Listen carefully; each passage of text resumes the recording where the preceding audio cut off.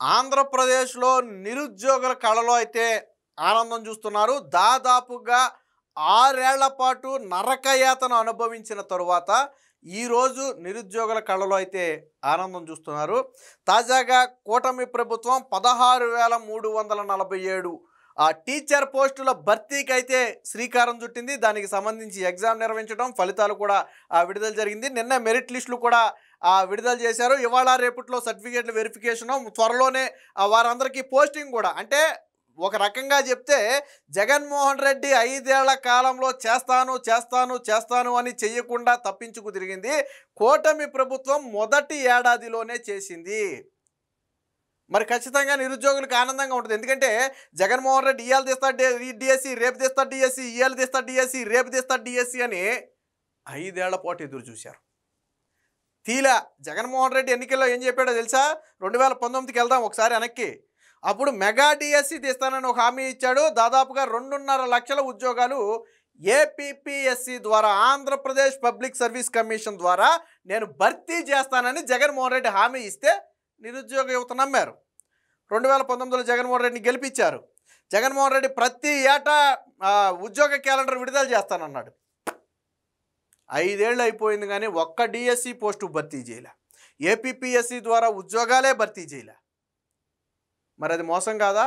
అందుకనే జగన్మోహన్ రెడ్డికి మొన్న సాధారణ ఎన్నికల కంటే ముందే ఒక ఎన్నికల్లో జలకిచ్చారు. ఎవరు?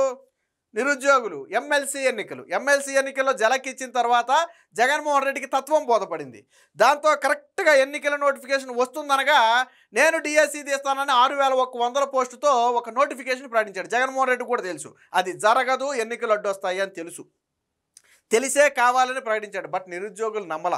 అదే సమయంలో నారా లోకేష్ పాదయాత్ర చేస్తున్నాడు. పాదయాత్రలో నారా లోకేష్ని కలిసిన ప్రతి నిరుద్యోగి చెప్పింది ఏంటంటే ఇటు ఉపాధ్యాయుల పోస్టుల భర్తీ గురించి, అటు ఏపీపీఎస్సి పోస్టుల భర్తీ గురించి. ఈ రెండింటినీ నమ్ముకుని ఉన్నటువంటి యువత, దీనికోసమే ప్రిపేర్ అయ్యేటువంటి యువత పెద్ద ఎత్తున నారా లోకేష్ని కలిస్తే, నారా లోకేష్ అప్పుడు పాదయాత్రలో కూడా చెప్పాడు. అందుకనే మేనిఫెస్టోలో కూడా దీన్ని చేర్చారు. ఖచ్చితంగా మెగా డిఎస్సి తీస్తామన్నారు. అలాగే ఏపీపీఎస్సి ఉద్యోగాలు వీలైనంత త్వరగా భర్తీ చేస్తామారు అన్నట్టుగానే మెగా డిఎస్సిని తీయటం జరిగింది, ఎగ్జామ్ పెట్టడం జరిగింది, ఫలితాలు విడుదల చేయడం కూడా జరిగింది. ఇక మిగిలింది ఏంటంటే పోస్టింగ్ ఒకటి మిగిలింది. అది కూడా త్వరలోనే జరగబోతుంది. నిన్న మెరిట్ లిస్ట్ వచ్చిన తర్వాత సగం అందరి కాళ్ళ ఆనందం. ఇప్పుడు కూడా చాలామందికి సరే ఎగ్జామ్ అయితే పెట్టారు కానీ ఫలితాలు ఎప్పుడు కొత్తయో, ఎప్పటికి నియమిస్తారో, డబ్బులు ఉన్నాయంటారో లేదంటారో, బడ్జెట్ లేదంటారో అని ఒక భయం అయితే నిరుద్యోగుల్లో ఉండేది. కానీ వాటన్నిటినీ కూడా పటాపంచలు చేస్తూ కూటమి ప్రభుత్వం ఇవాళ రేపట్లో సర్టిఫికేట్ల వెరిఫికేషన్ కూడా చేయబోతుంది. దీంతో ఎవరైతే ఇప్పుడు ఉద్యోగాల్లో చేరబోతున్నారో, ఈ 16,000 మంది ఎవరైతే ఉన్నారో వారి కళ్ళలో కానివ్వండి, వారి కుటుంబాల కళ్ళలో కానివ్వండి ఆనందం. దాంతోపాటు విద్యా వ్యవస్థ కూడా మెరుగుపడుతుంది. ఇప్పటి వరకు ఉపాధ్యాయుల కొరత వల్ల విద్య సక్రమంగా చెప్పే అవకాశం లేకుండా పోయింది. ఎక్కువ మంది పిల్లలు ఉండటం, తక్కువ మంది ఉపాధ్యాయులు ఉండటంతో వాళ్ళ మీద ప్రెజర్ కూడా ఉండేది.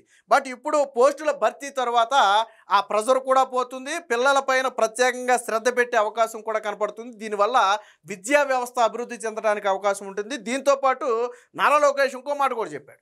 ఇక నుంచి ప్రతి ఏటా డిఎస్సి తీస్తాం అంటే ఎన్ని పోస్టులు ఆ సంవత్సరానికి ఎన్ని పోస్టులు అయితే మిగులుతాయో అన్ని పోస్టులతో 500 పోస్టులు కావచ్చు, 1000 పోస్టులు కావచ్చు. సో ఆ పోస్టులతో డిఎస్సి తీస్తామని చెప్పి నారా లోకేష్ స్పష్టంగా ప్రకటించడం జరిగింది. ఇది ఖచ్చితంగా శుభపరిణామం. ప్రతి ఏటా పెండింగ్ పోస్టులతో మేము డిఎస్సి తీస్తామనేది ఖచ్చితంగా శుభపరిణామమే. అటు విద్యా వ్యవస్థ బాగుపడుతుంది, ఇటు నిరుద్యోగుల్లో కూడా అపోహలు లేకుండా పోతే అవకాశం వచ్చినప్పుడల్లా నిరుద్యోగులు ఉపయోగించుకోవచ్చు. దీంతోపాటు ఏపీపీఎస్సి ఉద్యోగాలకు కూడా రెడీ అవుతుంది. ఆల్రెడీ ఫారెస్ట్ డిపార్ట్మెంట్కి నోటిఫికేషన్ కూడా విడుదల చేస్తున్నారు. సో ఇప్పుడు ఎవరైతే ఉద్యోగాలు వచ్చాయో వాళ్ళ కళలో కూడా ఆనందం ఉంది. దానికి సంబంధించిన వార్త కూడా ఒకటి వచ్చింది, ఒకసారి చూద్దాం. కొలువుల జాతర. సో కుటుంబాల్లో కొలువుల జాతర అని ఒకే ఇంట్లో 2, 3 అలాగే టీచర్లు అయిన వాళ్ళు ఉన్నారు, అలాగే భార్యాభర్తలు ఉద్యోగాలు సాధించిన వాళ్ళు ఉన్నారు, అన్నదమ్ములు, అక్క చెల్లెళ్ళు, ఇలా అందరూ అంటే ఒకటి కంటే ఎక్కువ ఉద్యోగాలు సాధించిన కుటుంబాలకు సంబంధించి కూడా ఒక వార్త వచ్చింది. చూడండి, జగన్మోహన్ రెడ్డి హయాంలో నష్టపోయింది ఏంటంటే ఇవే. ఈరోజు ఇలా కళలో ఆనందం కావచ్చు, వాళ్ళ కుటుంబాల కళలో ఆనందం కావచ్చు. 6 ఏళ్ళు పట్టింది ఈ ఆనందం చూడటానికి. జగన్మోహన్ రెడ్డిని నమ్మి మోసపోయారు, లోకేష్ని, కూటమి ప్రభుత్వాన్ని నమ్మారు. ఇచ్చిన మాటను నిలబెట్టుకుంటూ ఈరోజు వాళ్ళ కళలో ఆనందం అయితే నింపారు. దానికి సంబంధించి సత్యసాయి జిల్లా హిందూపురం పట్టణానికి చెందినటువంటి ఇద్దరు ఎవరైతే ఉంటారో కొడుకు కుమార్తె అంటే ఒకే కుటుంబంలో కొడుకు కుమార్తె ఇద్దరు కూడా విజయలక్ష్మి అలాగే సుందర్ నాయక్ అయితే ప్రభుత్వ ఉద్యోగాలకు ఎన్నికయ్యారు. అలాగే అన్నదమ్ములు కర్నూలు జిల్లా పత్తికొండకు చెందిన అన్నదమ్ములు ఇద్దరు కూడా టీచర్లుగా ఉద్యోగాలు సాధించారు. నాగరాజు, సంపత్ కుమారు. అలాగే ఒక కూలీ చేసుకునే ఒక వ్యక్తి కుమార్తె ఏకంగా 3 ప్రభుత్వ పోస్టులు కైవసం చేసుకుంది. తనకి ఏది ఇష్టమైతే దానికి వెళ్తుంది, అది వేరే విషయం. సో 3 పరీక్షలు రాసి 3 ప్రభుత్వ ఉద్యోగాలను కూడా ఒకేసారి 3 టీచర్ పోస్టులను అయితే కైవసం చేసుకుంది. సో దానికి సంబంధించిన వార్త కూడా ఇక్కడ వచ్చింది. ఇక ఒకే కుటుంబంలో 4 టీచర్లు అని చెప్పి తాడేపల్లిగూడానికి చెందిన వేణుమాదిరి 2 ఉపాధ్యాయుల పోస్టులకు ఎంపికైంది. ఒకటి స్కూల్ అసిస్టెంట్, ఒకటి ఎస్జిటి. అలాగే ఆల్రెడీ తండ్రి మోహన్ రావు స్కూల్ అసిస్టెంట్గా చేస్తున్నారు. తల్లి శ్రీలక్ష్మి ప్రైమరీ స్కూల్ హెచ్ఎంగా చేస్తుంది. ఆల్రెడీ వాళ్ళ అక్క మున్సిపల్ టీచర్గా పనిచేస్తుంది. సో వాళ్ళతో పాటు ఇప్పుడు తాను కూడా ప్రభుత్వ ఉద్యోగం సాధించడంతో, టీచర్ ఉద్యోగం సాధించడంతో ఆ కుటుంబంలో 4 టీచర్లుగా మారారు. సో ఒకేసారి 4 ఉద్యోగాలు. పశ్చిమ గోదావరి జిల్లా కాళం మండలం పెదామిరానికి చెందినటువంటి వెంకటకృష్ణ అనే వ్యక్తి ఒకేసారి 4 ప్రభుత్వ ఉద్యోగాలకైతే అర్హత సాధించడం జరిగింది. ఇక అలాగే ప్రకాశం జిల్లా కనిగిరి పట్టణానికి చెందినటువంటి మహిళ కృష్ణారెడ్డి పద్మద కుమార్తె అయినటువంటి హర్షిత, ఈవిడ కూడా 4 పోస్టులు అయితే సంపాదించింది. ఇక అర్హత సాధించిన అక్కా చెల్లెళ్ళు అని చెప్పి ఒకరికి 5 పోస్టులు అని చెప్పి ఇద్దరు అక్కా చెల్లెళ్ళు ఎవరైతే ఇందాక మనం అన్నదమ్ములు ఎలా మాట్లాడుకున్నామో అలాగే అక్కా చెల్లెళ్ళు కూడా సాధించడం అయితే జరిగింది. ఇదేమో కడప జిల్లా జగన్మోహన్ రెడ్డి జిల్లాకు చెందిన వాళ్ళు. ఇక కానిస్టేబుల్ 4 టీచర్లు, ఒక కానిస్టేబుల్గా పనిచేస్తున్నటువంటి ఒక వ్యక్తి ఇప్పుడు డిఎస్సిలో 4 టీచర్ పోస్టులను అయితే కైవసం చేసుకున్నారు. ఆల్రెడీ ప్రభుత్వ ఉద్యోగే మరొక ప్రభుత్వ ఉద్యోగానికి మారాడని చెప్పుకోవచ్చు. సో అక్కా చెల్లెళ్ళు అదుర్సు నంద్యాల జిల్లా నందికొట్కూరుకు చెందినటువంటి రేచల హరిత అనే ఇద్దరు కూడా ఆ ఉద్యోగాలు అయితే సాధించారు. సో ఇక్కడ భార్యాభర్త ఒకేసారి 3 ఉద్యోగాలు అని చెప్పి ఇక్కడ భార్యాభర్త చూడొచ్చు. భార్యాభర్తలు ఇద్దరు కూడా ఫిజిక్స్ టీచర్లు. కడప జిల్లాకి చెందినటువంటి ఇద్దరు కూడా ఆల్రెడీ భార్యాభర్తలు ఇద్దరు కూడా ఫిజిక్స్ టీచర్లుగా అయితే ఎంపికయ్యారు ఇప్పుడు జరిగినటువంటి డిఎస్సిలోనే. అలాగే ఇంకో ఇంట్లో అదే కడప చెందినటువంటి మరొక ఇంట్లో 3 టీచర్లు. అలాగే శ్రీ సత్యసాయి జిల్లాకి చెందినటువంటి ఇద్దరు. ఇలా మొత్తంగా ప్రతి కుటుంబంలో కూడా 2, 3 ఉద్యోగాలు అయితే మెజారిటీ సాధించారు. ఖచ్చితంగా ఈరోజు కూటమి ప్రభుత్వానికి వీళ్ళందరూ కూడా కృతజ్ఞులై ఉండాలి. ఎందుకనంటే 6 ఏళ్ల నిరీక్షణ తర్వాత ఈరోజు వాళ్ళ కళ్ళలో కావచ్చు, వాళ్ళ కుటుంబాల కళ్ళలో కావచ్చు ఆనందం నింపడం జరిగింది. దీనికి సంబంధించి నారా లోకేష్ ఇచ్చినటువంటి హామీ కూడా ఒకసారి చూద్దాం. సో ఇక్కడ చూడండి, ఇకపై ఏటా డిఎస్సి 16,347 పోస్టులతో మెగా డిఎస్సి విజయవంతం అని చెప్పి చెప్పడం జరిగింది. రాష్ట్ర చరిత్రలో మొదటిసారి 16,347 పోస్టులతో మెగా డిఎస్సిని విజయవంతంగా నిర్వహించామని చెప్పి మానవ వనరుల అభివృద్ధి విద్యాశాఖ మంత్రి నారా లోకేష్ అన్నారు.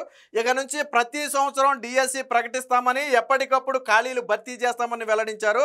సో ఉండవల్లిలో జరిగినటువంటి ఈ విద్యాశాఖ సమీక్షలో అయితే నారా లోకేష్ అయితే చెప్పడం జరిగింది. అలాగే ఉపాధ్యాయుల మీద కూడా భారం తగ్గించడానికి, అంటే అనవసరమైనటువంటి శిక్షణ తరగతుల పేరుతో ఉపాధ్యాయుల విలువైన సమయాన్ని వృధా చేయొద్దు, ఆ సమయంలో విద్యార్థులకు ఇబ్బంది కలిగించొద్దని చెప్పి నిన్న నారా లోకేష్ అయితే చెప్పడం జరిగింది. సో ప్రతి ఏటా డిఎస్సి అనేది ఖచ్చితంగా నిరుద్యోగులకు వరమనే చెప్పాలి. దీని గన కూటమి ప్రభుత్వం ఇంప్లిమెంట్ చేయగలిగితే నిరుద్యోగులు ఖచ్చితంగా కూటమి ప్రభుత్వానికి కృతజ్ఞతగా ఉంటారు. దీంతోపాటు ఏపీపీఎస్సీ పోస్టుల భర్తీకి కూడా రంగం సిద్ధం చేశారు. ఆల్రెడీ ఫారెస్ట్ డిపార్ట్మెంట్కి సంబంధించి నోటిఫికేషన్ కూడా విడుదల చేశారు. ఇంకా గ్రూప్ 1, గ్రూప్ 2, గ్రూప్ 3, గ్రూప్ 4 స్థాయి ఉద్యోగాలకి ప్రధానంగా నోటిఫికేషన్ రావాల్సి ఉంది. వాటికి సంబంధించి ఎన్ని పోస్టులు ఉన్నాయి ఏంటనేది కూడా ఏపీపీఎస్సీ కసరత్తు చేస్తుంది. ఆల్రెడీ ఏపీపీఎస్సీకి కమిషనర్ని నియమించడంతో పాటు, ఏపీపీఎస్సీ చైర్మన్ నియమించడంతో పాటు ఏపీపీఎస్సీ వ్యవస్థను స్వతంత్ర వ్యవస్థగా చేశారు. గతంలో ఏపీపీఎస్సీ చైర్మన్గా ఉన్నటువంటి ఉదయ భాస్కర్ ఆయన్ని జగన్మోహన్ రెడ్డి ఎంతలా వేధించాడంటే కనీసం ఆయన వెళ్తే అటెండర్ డోర్ తీసే పరిస్థితి లేదు. ఆయన అంతటా ఆయన్ని తప్పించడం కోసం విశ్వ ప్రయత్నం చేశారు. తర్వాత డీజీపీ గౌతమ్ సవాంగ్ని తెచ్చిపెట్టుకున్నారనుకుంటే అది వేరే విషయం. అంటే కూటమి ప్రభుత్వంలో వచ్చాడు కాబట్టి ఆయన ఇబ్బంది పెట్టారు. వాస్తవానికి ఏపీపీఎస్సీకి రాజకీయాలకి సంబంధం లేదు. రాజకీయాలతో సంబంధం ఉన్న వ్యక్తులు అందులో ఉండరు. కానీ వైసీపీ వచ్చిన తర్వాత ఏపీపీఎస్సీలో కమిటీలో సభ్యులందరూ కూడా వైసీపీ నాయకులు, వైసీపీ తాలూకా వాళ్ళే. అందుకనే ఏపీపీఎస్సీ మొత్తాన్ని కూడా భ్రష్టు పట్టించారు ఆ రోజుల్లో. ఇప్పుడు ఏపీపీఎస్సీని స్వతంత్ర వ్యవస్థగా తయారు చేశారు. ఈవెన్ ఏపీపీఎస్సీ ఎంత స్వతంత్రంగా పనిచేస్తుందంటే మొన్న జరిగినటువంటి ఏదో ఒక ఎగ్జామ్ని వాయిదా వేయాలని చెప్పి కోరితే దానికి లోకేష్ గారు నేను మాట్లాడి చెప్తాను ప్రభుత్వంతో అని చంద్రబాబు గారు చెబితే ఏపీపీఎస్సీ ఒప్పుకోలా. యాజ్ పర్ రూల్ ప్రకారం జరపాలంటే ఇప్పుడు వాయిదా వేయడం కుదరదన్నారు, జరిపేశారు ఎగ్జామ్. డిఎస్సీకేనా అనుకుంటా బహుశా. అలా ఉంటదనమాట. అంటే ఆ స్థాయిలో ఏపీపీఎస్సీ తీసుకునే నిర్ణయాలు అలా ఉంటాయి. ప్రభుత్వం మీద ఆధారపడి ఉండదు. ప్రభుత్వం ఏ విధంగానూ ప్రభావితం చేయదు. ఏదేమైనా మొత్తంగా కూటమి ప్రభుత్వం వచ్చిన తర్వాత నిరుద్యోగులకైతే శుభవార్త చెప్పిందని చెప్పొచ్చు. ఇప్పుడు డీఎస్సీ ఎవరైతే సాధించారో వారి కళలో కావచ్చు, వాళ్ళ కుటుంబాల కళలో కావచ్చు, ఈరోజు ఆనందం వచ్చిందంటే అది ఖచ్చితంగా కూటమి ప్రభుత్వం ఇచ్చిన హామీ నెరవేర్చడమే అవుతుంది.